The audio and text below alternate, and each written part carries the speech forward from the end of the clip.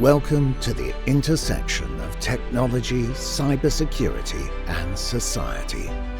Welcome to ITSP Magazine. Knowledge is power, now more than ever.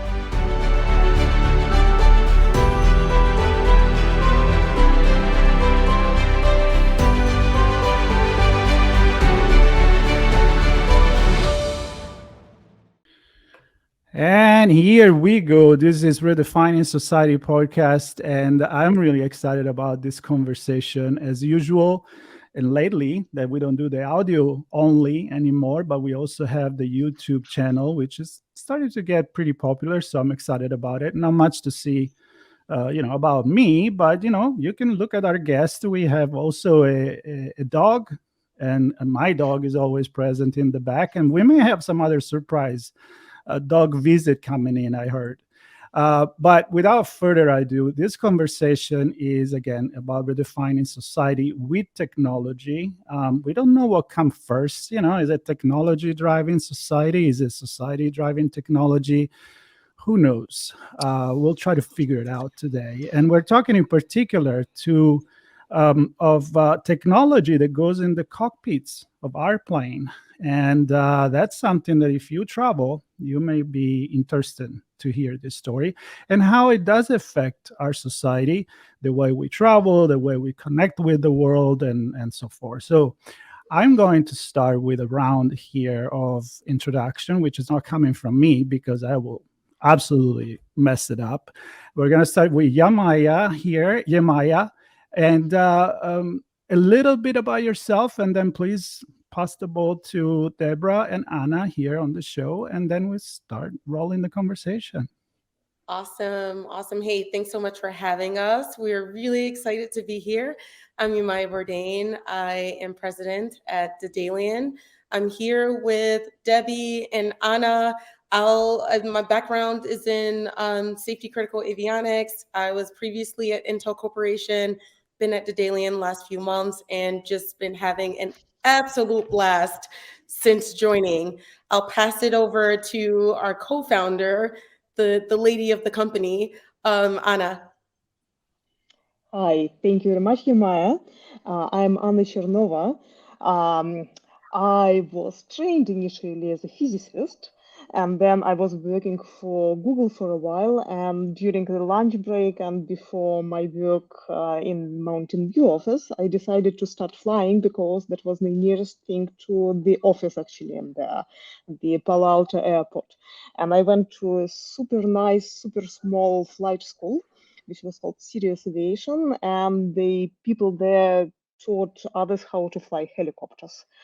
So I started in around 2011, and at that point it was complete hobby. I had no idea why I'm doing that, apart from I knew it was difficult and complex in comparison with typing on the computer every day. That was something quite challenging, but I thought, okay, let me just learn to hover, and that's probably where I'm going to stop. And then the next thing was, okay, let me try to fly solo, and this is where I'm going to stop. And then it turned out it's actually a useful thing to know about, and it changes also your perspective to the world, but we can talk about it later. So several years later, a co-worker of mine who also worked at SpaceX, in between working at Google in different countries, he found me as a helicopter pilot, which I became by that point. And he asked me whether I would be interested in starting a company with him. So this is how our company was created. And I was introduced as the human pilot, whom we eventually going to replace with a small shell script. But I think let me put some suspense on the story now here, and let's switch to Debra for a while, because that's another part of the necessary thing to replace the pilot, ability to run this small program on some hardware. Thank you, Anna. My name is Deborah Aubrey. I go by Debbie, so that's Yemaya and I have worked together for a while before she left Intel and since she's left Intel. Yemaya handed over to me the aerospace business. So I'm the market development manager for the federal and aerospace market segment. And my particular focus is on the aerospace industry and bringing Intel's drive for democratization of silicon into the avionics industry. Wow, that's perfect. And I fly sometimes, but not piloting, so don't worry about that. So I can go in so many different places, but we're gonna get a little technical and a little bit of sociological maybe, because a lot of people, first of all, wonder when is the future arriving, and I often say, the future is here. It depends what you expect from it to do. I've talked to astronauts, I've talked to pilots, I've talked to security people in the aviation industry, and they all say, AI has been in the cockpit for a long time, automation and all of those beautiful things. And of course, the pilot still has a role. But let's go with where are we right now with artificial intelligence, machine learning, and all those beautiful things in the cockpit. Like, what is the status of the industry right now? And I don't know, Debra, maybe we want to start with you. Well, today, of course, most of the aircraft flying are commercial aircraft that are going point to point over very long distances. And you typically see a pilot and a co-pilot, both in the cockpit flying the aircraft. And that's the state of the art today. And I think you understand, and it's in the news, that our pilot population is aging out of service. And so they're getting older, and the number of new pilots available to fly these aircraft is reducing.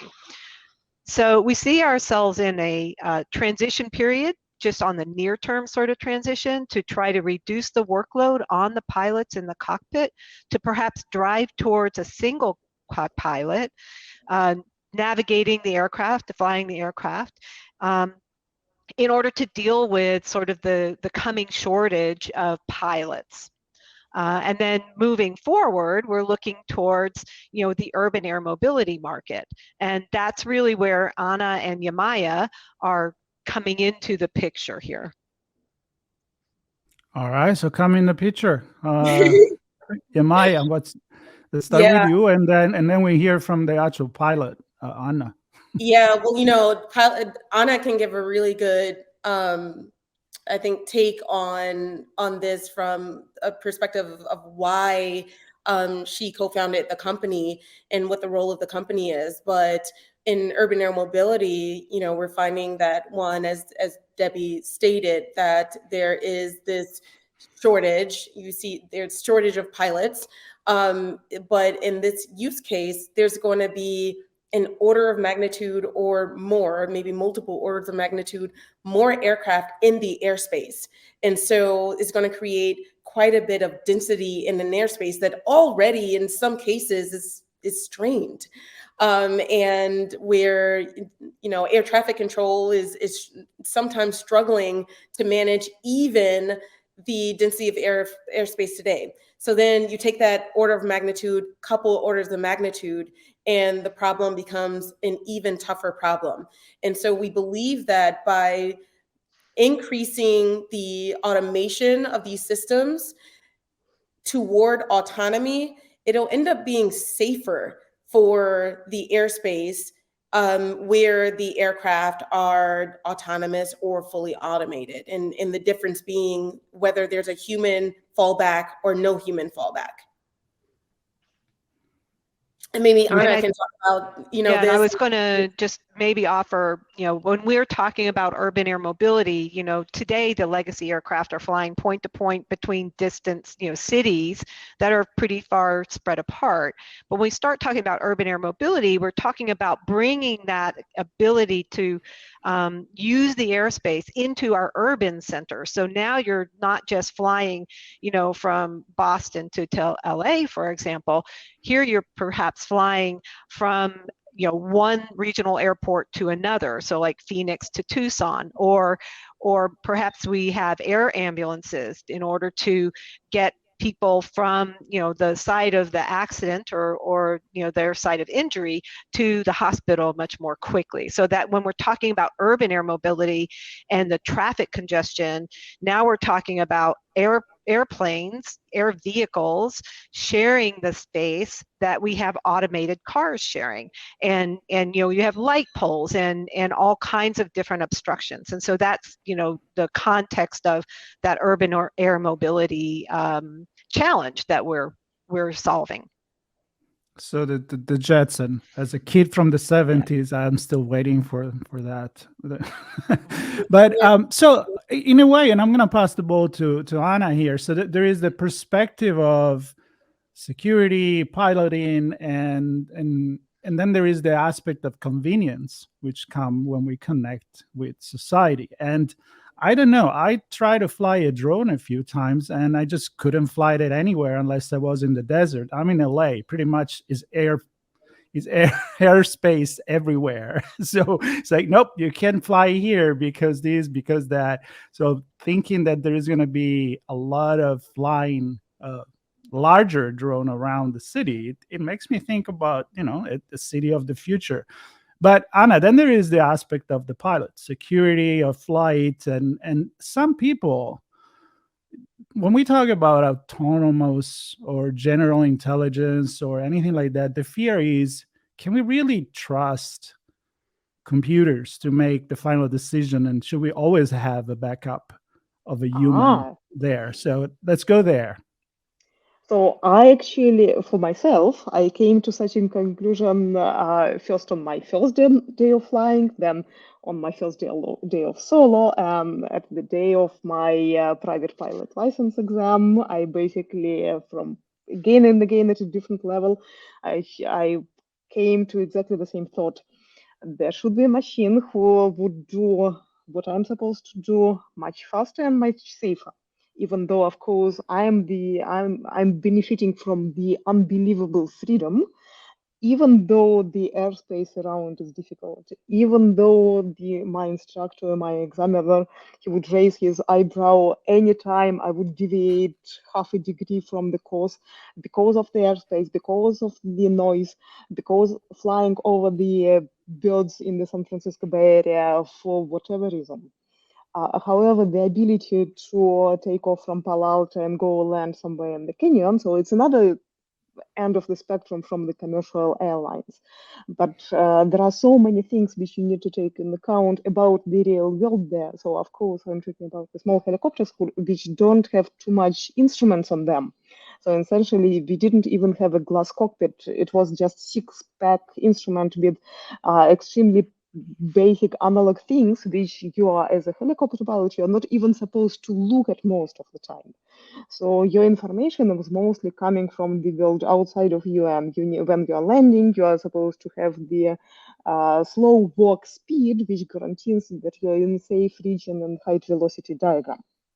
However, the amount of things which you need to perceive and interpret is insane. And this is where I thought that a machine would do better. The machine would do better at the hover. The machine would keep the position in the hover better. The machine would make the trajectory better than myself. It's great fun. But the amount of safety margin available to me and my reaction speed is nowhere comparable to any basic computer. So to give a particular example is that in these single engine helicopters, if your engine fails, your rotor still keeps rotating, but you have 1.3 seconds to disconnect the rotor from the engine so that you still have enough momentum in the rotor and you can still land. Mm-hmm. Obviously, if any engineer would tell you, why would you have a human in this type of loop? Yeah, let me just pause that. So for small aircraft, I think there is insane niche, insane gap, which we are almost ready to fill in. And that's why we also have our company who is exactly trying to make the breakthrough in this particular area. Got it. And so I remember I read a book once, a long time ago, about you need to be at the right place at the right time, especially when it comes to technology. Usually it's a convergence of many different technologies that come together and allow what it could have been a dream, I don't know, 10 years, 20 years ago, somebody that had a vision for, to make it happen. So I guess I'm going to go with Debbie here of computer power in the last 10 years, it just multiplies and multiplies. We're looking at things now that really we feel like we just forwarded into the future. Is that what was needed? What else do we need, and how do we present this to the users and say, look, it really is, like Anna said, much safer maybe if you just let it run by the computers? So when you're looking at putting computers on board these, small aerial vehicles, and generally speaking, we refer to them as vertical takeoff and landing, or electric. Most of the industry is moving towards electric aircraft, and so shorthand would be eVTOL. So as you're looking at these systems, they're very small, relatively speaking, when you compare that to a Boeing 737 MAX or an Airbus 330. These are very small systems. And so they're going to be challenged from a size, weight, and a power perspective. So, if they're electric powered, then that means the amount of power that the system can draw has to be scaled down from what, a large aircraft can handle. And so as we've seen Moore's law affect the silicon industry, where our power, our size, and our weight of the chips are getting smaller and smaller and smaller, at the same time, we're seeing the performance per watt increase. And so that's what's allowing us to realize some of these new architectures. And the other thing is when you're looking at these systems, whether it's an AI co-pilot on board a regular aircraft or an AI co-pilot on board one of these eVTOLs, the ability to take in information, so synthesize data coming in from multiple cameras, from multiple radar systems, and to be able to process that data requires a huge amount of processing power. So, and you need to be able to take that data in and synthesize it and fuse it together to build essentially a digital picture, and a reliable digital picture, of the surrounding environment in which you find yourself flying. And the fact that the processors have become smaller, requiring less power, requiring less, a smaller board effectively to host that processor, as well as that increase in the performance on those systems, because we aren't standing still. Each time we get smaller, we actually get more powerful from a performance perspective. That's what's allowing this innovation right now. Yeah, That's and in really fact, cool. I got my More is More t-shirt on after Gordon Moore, one of the founders of Intel. There you go. By accident, by the way. But Yeah, exactly. sure. There's that from a computing perspective, and then there's also just the explosion of computer vision, and that's tied as well to the computing, right? And so there was a time where computer vision, you just could not process enough, at the size, weight, and power, and then suddenly there's this hockey stick of being able to leverage neural networks in order to do what used to be done with trigonometry, and these traditional methods where you really needed to know and be able to identify an edge very, very clearly. And now with neural networks, that was a part of what has enabled this capability that we have. So can we run a parallel? And I like all of you to jump in if you got something to say, because I'm thinking people may be thinking, okay, autonomous car, we heard about that for a long time, and then now autonomous pretty much everything. And you think about the environment where they operate, at least for what I know and talking with many people, the car could already, and already does, a lot of things on its own. May not be level 5, but it's pretty good. I mean, I have a car that I can trust to keep the distance on the highway. But you're on 2-dimension. Now I come into the airplanes and the flying object, drone and helicopter, whatever they are, then you're working with another dimension. So it's hard not to think about a sci-fi movie like, I don't know, The Fifth Element or whatever or Star Wars for what it is, The Mandalorian, where you can see flying things one on top of the other, almost like highway. So maybe Yemaya, let's start with you. What is going to look like this thing? And is it easier to have autonomous flying versus cars? Yeah, so I probably can speak more about the problem statement that is ahead between flying cars and aircraft. Mhm. The aircraft problem statement is basically that whatever I can see, I don't want to fly into unless I want to land on it. Makes sense. Right. And so I don't have to know the difference between a paper bag and a pedestrian, or Okay. a plastic bag or a pedestrian. Right. And so you are necessarily in isolated space when you're in the air. So the problem statements is quite different, and in the way that you leverage the technology is quite different. But I think maybe from a pilot perspective, I would pass that on to Anna to talk about, what are you going to see when you're in the air and you're piloting in the future?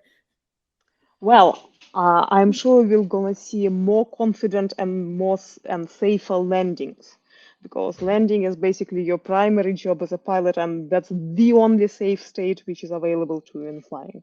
So we tend to believe that actually flying itself is much simpler robotics problem than driving, and you indeed need to have way less semantic understanding of what is happening. But the semantic understanding is critical for landing.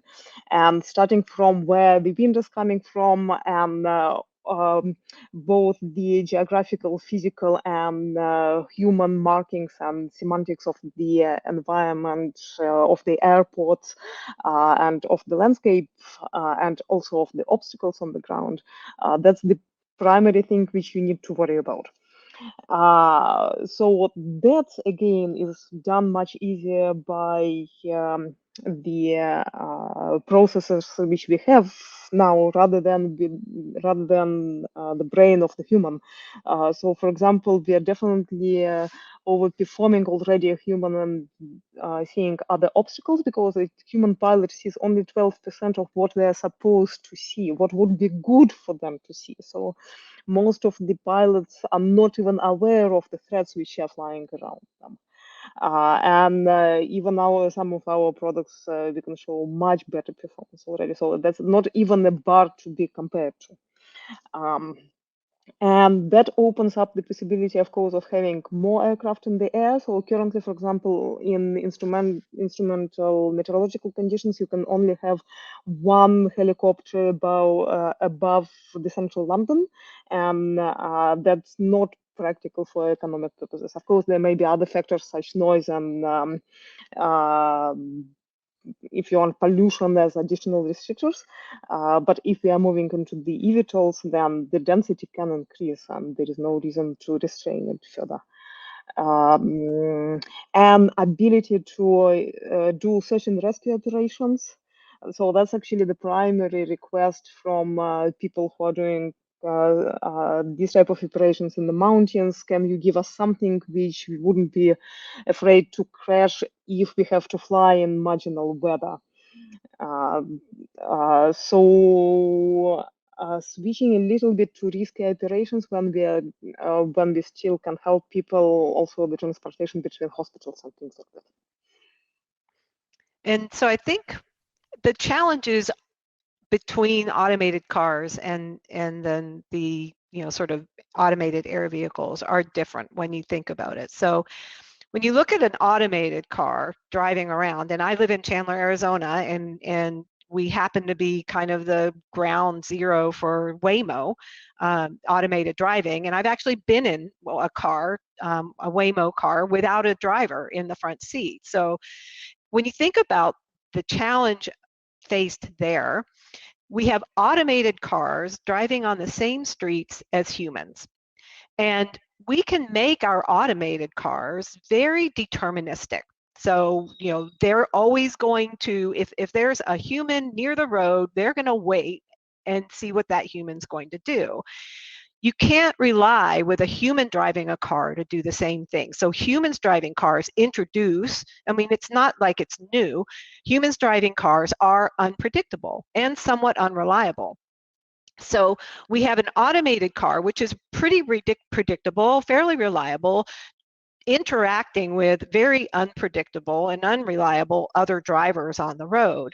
And when you start looking at an air system, you know, some of the eVTOLs for an air ambulance or search and rescue or air taxis, now that sort of unpredictable human is taken out of the loop, because we aren't starting there. We aren't starting with a human piloting the eVTOL by themselves. We're starting at a place where the human is piloting that eVTOL with AI assistance. And now we've got, you know, the possibility of vehicle-to-vehicle communication, so that one taxi can talk to an ambulance, and we can have that conversation between those vehicles, leveraging AI and inferencing to understand what's going on around them, that you don't have the benefit for when you're looking at a system that's driving the streets, where, you know, we can't have this automated car talking to this person's car, because they just fundamentally don't have the same architecture within them. Yeah, and even in the airspace today in the US, every aircraft has to have an ADSB that says, "Hi, I'm here." And so it's, you know, all the time there already is some kind of communication between the two. And in fact, which is a great segue into our first product that is currently in the process of being certified with the FAA, concurrently validated with the EASA. And it is a system that is a traffic collision avoidance system or traffic awareness system. And it provides both cooperative and non-cooperative traffic awareness. So your systems today pick up they communicate with transponders from other aircraft. But what about birds? What about gliders? What about hot air balloons coming from China? Right, our system, because it's a vision-based system, it's a passive system, it sees everything around, and it also is an input into this traffic awareness system that says, "Hi, I'm here too, I'm a bird." Well, you know, that makes sense to me. And also, there is the entire ethical perspective, if we want to bring it to this table. But, you know, it makes me think that sometimes when we have the trolley dilemma for the car, you know, which one of the, if I have to kill someone, who am I going to kill? And we go very philosophical in that. And I'm like, are we expecting a little too much from AI? Like maybe we're even expecting too much from human, that they're like, do you really think they're making that decision in a fraction of a second or a fraction of a second? But, you know, that's an all different story. But I understand that the difference between having an environment that is built for this particular kind of interaction between the different elements, as you were explaining, while on the street of, I don't know, Florence, where I'm from, you know, the street made for horses and carriage, and not even big ones. So, you know, then you drive a big car and there is a problem. In LA, not a problem. The streets are big, there's traffic and so on. So I think one of the big barriers for adoption, it is actually that you will need to rebuild the infrastructure for all of this. And is there a problem as well in coordinating everybody in the aerospace industry? Well, we were actually thinking when we started the company, we were thinking, yes, it would be very nice if the infrastructure for the new aircraft is different from the legacy aircraft. But given the rate of the evolution of the aviation industry, we couldn't bet on it. So from the day one, we were thinking that our product should seamlessly work in the mix of the human pilots and the automated pilots. Because the only automation which came through the regulation in the recent decades was, for example, the automated tape, which reads you the weather forecast. That's the level of the change of the infrastructure. That's the major change what happened.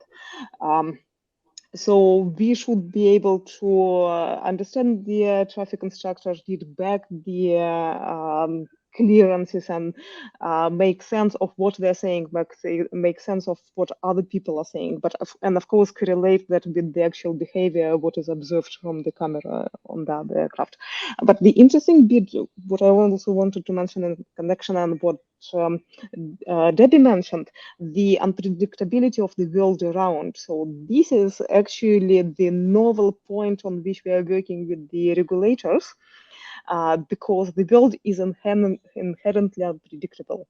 So we can write our software in a way we can run, which guarantees that there are very few bugs. We can run all the possible tests, satisfying the best software writing practices and the aviation regulation requirements, but there will be still some uncertainty in the world out there. So how do we quantify it? How do we make sure that we actually, within the safety boundary, within the quantified safety margins which we established for ourselves, how do we stay there? So that's in addition to the performance of the computers which we have, that's another that's the complement part of the breakthrough which we are trying to make, so that we develop the mathematical apparatus basically to be able to do it. And these things together then would produce the product, if you want, which gives you the performance on par with human when it makes sense, or better when it makes more sense. Wow. Can we give some concrete, like case study scenarios, or where you have tested so far, or where you see like the industry? I mean, I can make some guesses. You already went to search and rescue, transportation of medical. I mean, they're already using it. I know that there is, in the Swiss Alp. I know, Anna, you're in Zurich, the Swiss Alp. I mean, we're already using drone to detect and find, maybe after an avalanche or anything like that. But for the everyday life, can I get some example of where you're focusing first in applications? Yemaya, to start with you, and then Debra. Yeah, well, I think the bigger one is where we started on this emerging urban air mobility market that is really trying to transport people from one side of the city to the other side of the city. So in the future, and in what we hope is not the distant future, you'll be able to go into, say, your Uber app and pick where you want to go, and it'll give you an option for, or maybe even Google Maps, and it'll give you an option, where it gives you you can walk, you can take a bus, you can ride a train, for instance. You'll have a little icon that has an aircraft, and then you'll be able to get point-to-point service. That might mean that I get picked up in front of my house. The car takes me to my local spot where I, take an elevator to the top of a building. It flies me across the city to another building. I go down or another hangar, and I go down to, there's another car waiting for me, and it takes me to work. That's do you? So let me interrupt on this. Like, do you see this to be the first application, or because I'm kind of thinking,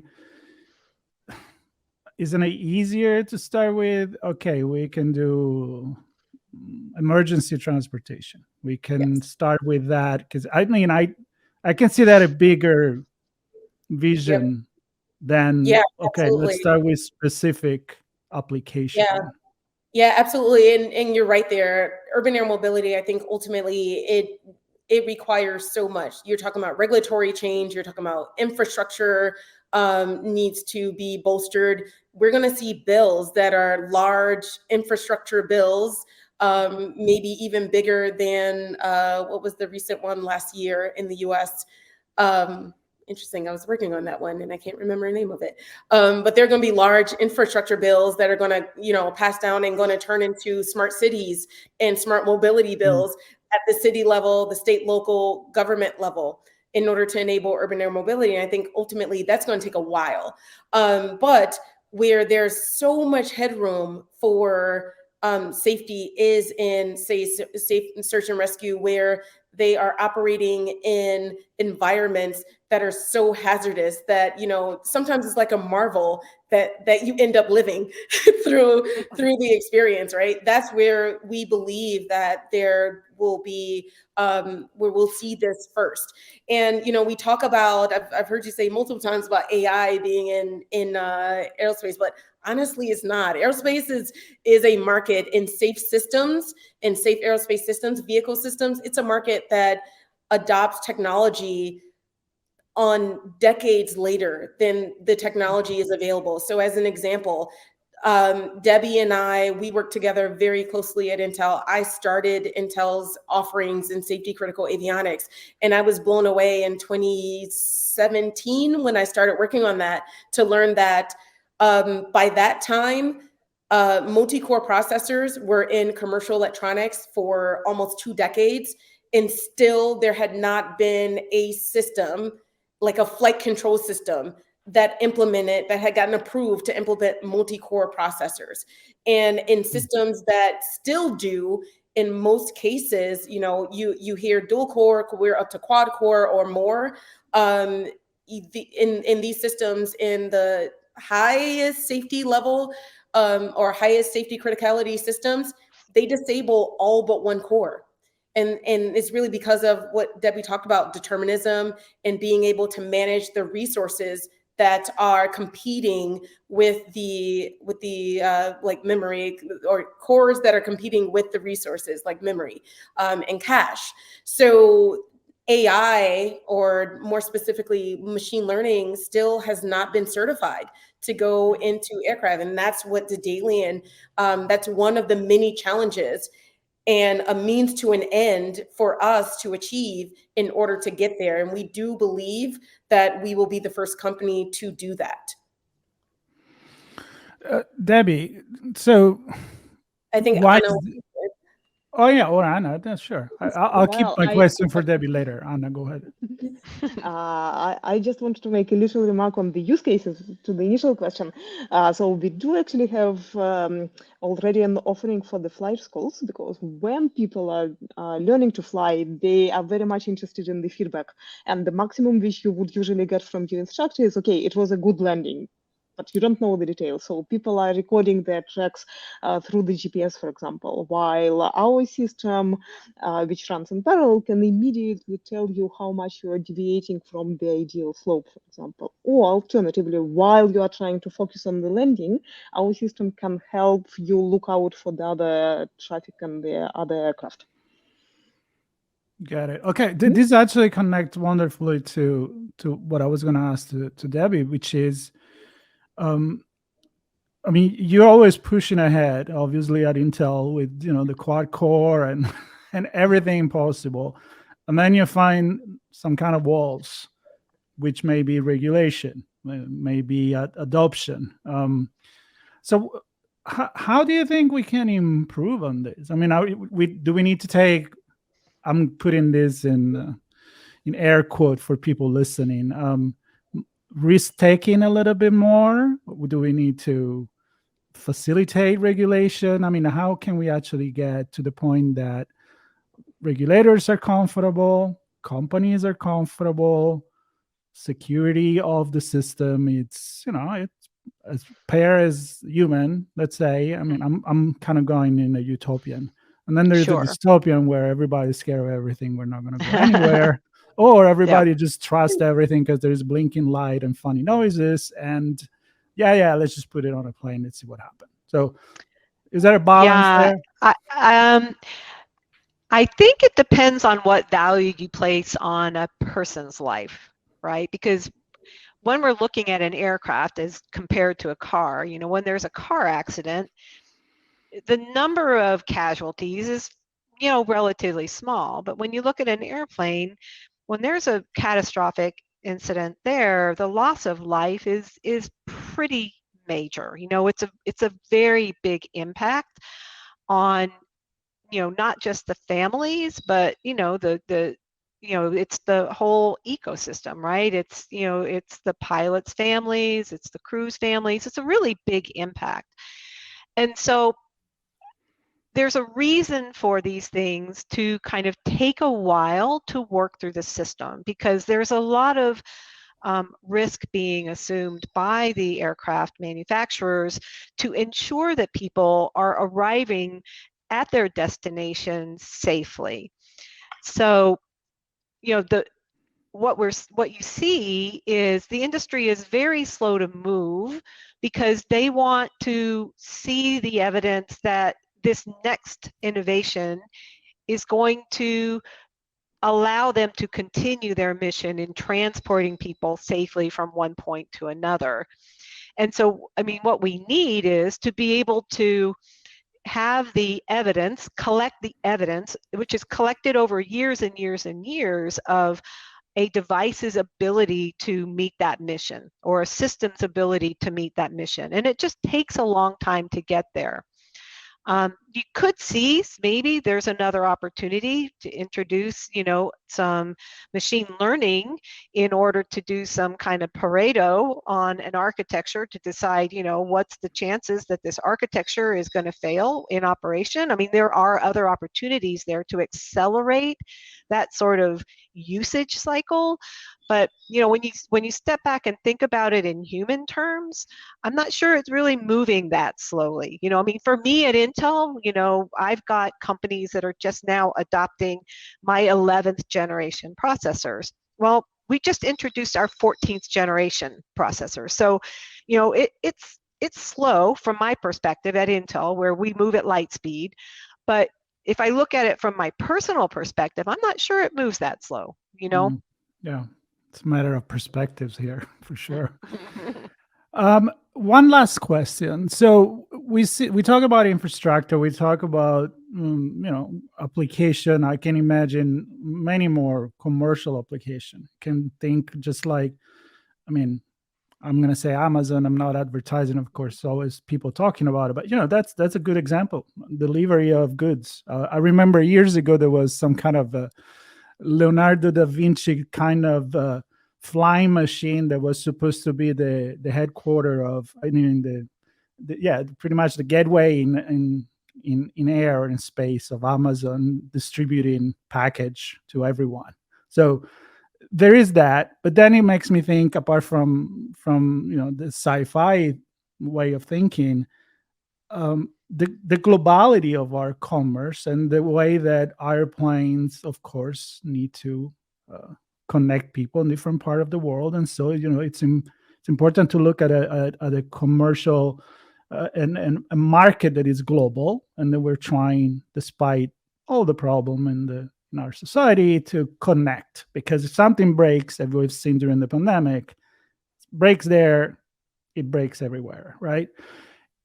Are other companies, around the world that are working on this same solution, and how is people collaborating? I'm a big fan of collaboration. Is there a future there? Yeah, I'd say absolutely. And in fact, we are solving a problem and taking what I believe is a pretty unique position in solving that problem. There are folks that, like Debbie, that are developing, higher performance computing capabilities that companies like us then take, and we develop boards, we develop systems, we add software to it, from the low level software to middleware, all the way up to the application layer, in order to build insights.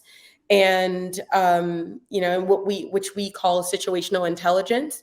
And then we support folks that are developing airframes. So those airframes, they're going from airframes that had been, larger airframes, but now you're talking about carrying 1 or 2 to 4 people. And so the electronic systems or avionic systems have to be converged. And so we're seeing more where a single processor needs to run, say, our navigation system plus your controls, not generally, those still air gap controls, but your navigation plus your displays plus your comms, as an example, right? And all of these have to come together all the way up to the application layer. So we are partnering not only with suppliers like Intel Corporation that are developing the ingredients and the components that make this happen, as well as, say, the scientific and the computer science community that is continuing to make headway in developing artificial intelligence, neural networks, and other algorithms and computer vision. And then the airframers directly all the way out to the operators. And the operators or the end users are the ones that are generating the pull and the need. And so we have to partner to make sure that as we develop our systems and the software, we are working with the end users who will be using that, right? If our systems are going to be seen from a pilot, it's very important that we have people like Anna on our staff who can empathize and who knows, is this going to be a distraction or is this actually helpful to me? Right. So in order for us to be successful, it's all about partnerships. Great. And talking about Anna there, I see there is a guest. I don't know if people are watching the video, but smiling officer has joined. There you go. So are we looking at a future pretty soon that this is going to happen so that your little guest there can fly in autonomous? Like to go from one place of the city to another? I mean, what do you guys think the time frame will be for actually see this happen? I'm just curious. Go ahead, Anna. Well, when we started the company, we were thinking that it should definitely happen before our retirement. Otherwise, what's the point? Mm-hmm. Yeah, and I'll say to add on to that, if this were solely a technological problem, we would be there already. Right. But really, we are doing this. Our company has had to develop the theory for certifying neural networks, just so that we can ensure, and coining a term, learning assurance, in order to ensure that these can go into systems and into safe systems. And so when you are thinking about that, right, we have to consider the intended use of machine learning. And so it'll be a while. I think it's more of a regulatory and just ensuring that folks are safe. That's our highest priority always. Yeah. We also have a societal hurdle to to kind of overcome, because I think even today you hear people who say they would never step foot in an autonomous car, and kind of now we're asking them to step foot in, even if it's a piloted small vehicle, not a great big aircraft, but a smaller one. So, there's also that influence, the societal influence that we need to have in order to help them understand that, these are all the things we're doing to make sure that you'll be safe in this aircraft. And it's all these things that Yemaya and Anna have spoken about. We're working hard to make sure these systems will be as safe as possible so that you will successfully get from one point to another, even if all you're doing is hopping across the city. And to wrap on this, I mean, of course, I love that you got into the societal aspect, because that gets really complicated. I mean, if I remember well, the first cars didn't even have brakes, and nobody really cares at the time. There were no regulation for cars in the city. It was really a blind move there. And of course, there is the early adopter. There is the one that wait. There is the one that are going to jump on later on. But I am sure that technology is running really fast. But I also want to be positive and think that we're taking our steps. Plus, we're under everybody's eyes. I mean, look at Chat GPT, and right. Is that good? Is it bad? And that doesn't really hurt anyone. I mean, in terms of physical and hurting. But it's up there. I never heard talking about ethics and philosophical aspect of technology as much as in the past five years. So it's in the conversation. I really appreciate this conversation and having three unbelievable people that just taught me so much. And I hope that the audience got that and get motivated to learn more, to look more into this and be ready for a future. So I want to thank you very, very much, Anna, Yemaya, and Debra, for being part of this conversation. And I hope that our listener will walk away with a lot of questions in their head, more than answers, because that's when I feel we've done something good. Use their brain, think about the future, and be part of it. So again, thank you very much. Thank you. And I encourage still everyone to fly while humans still better than machines. There you go. There you go. That comes from a pilot, so I'm going to trust that. Goodbye, everybody. Stay tuned on ITSP Magazine and subscribe. Why not? If you enjoy this, there's much more coming. Take care. Bye. Oh, there she is. Hi. We hope you enjoyed this conversation. If you learned something new and this story made you think, then share ITSP Magazine with your friends, family, and colleagues. If you represent a company and wish to associate your brand with our conversations, sponsor one or more of our columns. We hope you will come back for more stories and follow us on our journey. You can always find us at the intersection of technology, cybersecurity, and society.